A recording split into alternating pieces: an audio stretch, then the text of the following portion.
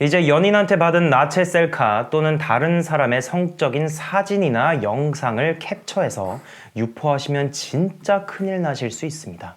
법 바뀝니다.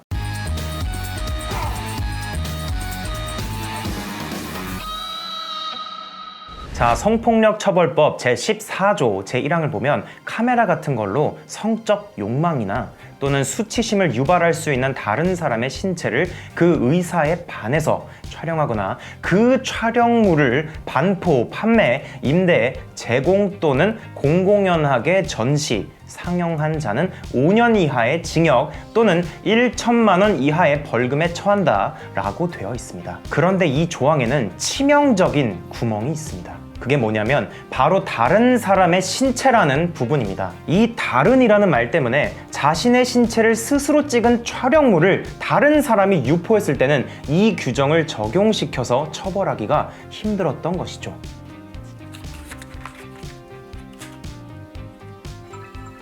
이런 식으로 다른 사람의 의사에 반해서 찍은 사진이나 영상물은 이 규정에서 말하는 촬영물에 해당하는데, 이런 식으로 스스로 찍은 사진이나 영상 이런 것들은 이 규정에서 말하는 촬영물에 해당하지 않는다는 것입니다. 이와 관련된 최신 판례를 하나 보겠습니다. 성폭력 처벌법 제14조 제2항 및 제3항의 촬영물은 다른 사람을 촬영 대상자로 하여 그 신체를 촬영한 촬영물을 뜻하는 것임이 문헌상 명백하므로 자의에 의해서 스스로 자신의 신체를 촬영한 촬영물까지 위 조항에서 정한 촬영물에 포함시키는 것은 문헌의 통상적인 의미를 벗어난 해석이다 라고 되어 있습니다. 그러니까 한마디로 셀카는 이 규정에서의 촬영물이 아니라는 겁니다.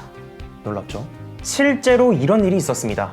A라는 사람이 B씨가 결별을 요구하자 복수로 예전에 보내준 B씨의 나체 셀카 사진을 자신의 유튜브 계정 프사로 지정해두고 그 B씨의 그 딸의 유튜브 동영상에 가서 댓글을 달면서 자연스럽게 그 나체 사진을 유포했었습니다. 생각해보세요. 자기 딸이 나오는 영상에 자신의 나체를 프사 설정한 사람이 댓글을 단다.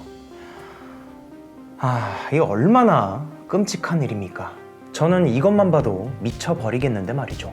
그런데 이 A씨 대법원에서 무죄 판결 받았습니다. 이유는 유포된 나체 사진이 자의에 의해서 스스로 찍은 셀카이기 때문입니다. 제 생각에는 과거에 이 규정이 만들어질 때 예상치 못했던 행위가 나타나서 이런 일이 발생한 것 같습니다. 그런데 이 판결 당시에 엄청난 논란이 일어났었거든요. 문제가 있었으면 빠르게 개정을 했으면 됐는데 거의 3년이 지나고 나서야 개정됩니다. 너무 늦은 것 같네요. 벤셀, 어쨌든 이제 바뀌어서 다른 사람의 신체를 의사에 반해서 촬영하거나 유포한 사람은 물론 남에게 받은 셀카를 상대방의 의사에 반해서 유포할 경우에는 이 조항에 따라서 처벌받을 수 있습니다. 5년 이하의 징역 또는 1천만 원 이하의 벌금이었는데 이것도 상향돼서 5년 이하의 징역 또는 3천만 원 이하의 벌금에 처한다로 처벌이 더 무거워졌습니다. 그 다음 또 다른 큰 변화가 있었는데요. 제 생각에는 아마 이 변화가 더 많은 사람들에게 적용될 것 같습니다. 바로 이 촬영물의 복제에 대한 것입니다. 원래는 이 촬영물을 직접 촬영한 것에만 한정했었는데 여기 보세요. 촬영물의 복제물, 복제물의 복제물을 이라는 내용이 추가됐습니다. 이 복제란 말이 왜 중요하냐면요. 이 판례를 한번 보시겠습니다. A라는 사람이 사귀던 B씨가 헤어지자고 하자 서로 합의하에 촬영한 성관계 동영상을 PC로 재생한 뒤에 그걸 폰으로 재촬영해서 B씨의 부인에게 전송했는데 이거 피고인이 성관계 동영상 파일을 컴퓨터로 재생한 후 모니터에 나타난 영상을 휴대전화 카메라로 촬영하였더라도 이는 피해자의 신체 그 자체를 직접 촬영한 행위에 해당하지 아니하므로 그 촬영물은 성폭력 처벌법 제14조 제2항에서 규정하고 있는 촬영물에 해당하지 아니한다 라고 하면서 처벌하지 않았습니다. 놀랍죠? 그러니까 이런 식으로 직접 촬영한 것은 성폭력 처벌법으로 처벌시킬 수 있는데 이렇게 찍은 것을 다시 다른 촬영기기로 촬영한 것은 처벌시킬 수 없다는 것입니다. 이제 왜 복제물에 대한 얘기가 굳이 개정안에 들어갔는지 아시겠죠? 처벌의 공백을 메꾸기 위해서입니다.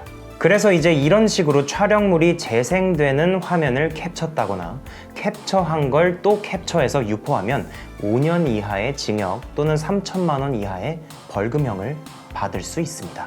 그리고 이제 영리 목적으로 촬영 대상의 의사에 반해서 촬영물을 유포할 경우에는 벌금형이 삭제되고 7년 이하의 징역에 처한다 라고 개정되어서 이제 이 경우에 벌금형으로 가볍게 다뤄지는 일은 없게 되겠네요. 지금까지 이번 개정으로 바뀌게 될 부분들을 살펴봤는데요.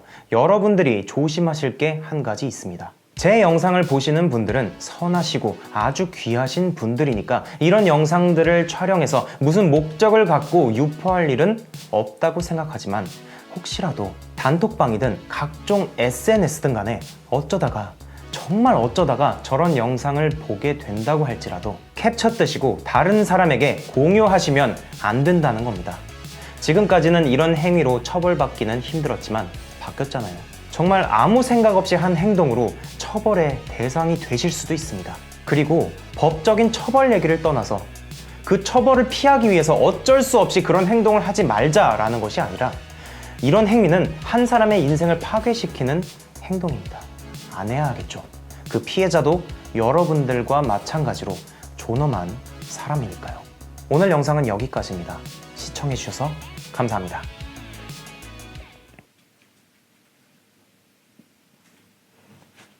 아, 오줌 마려웠어?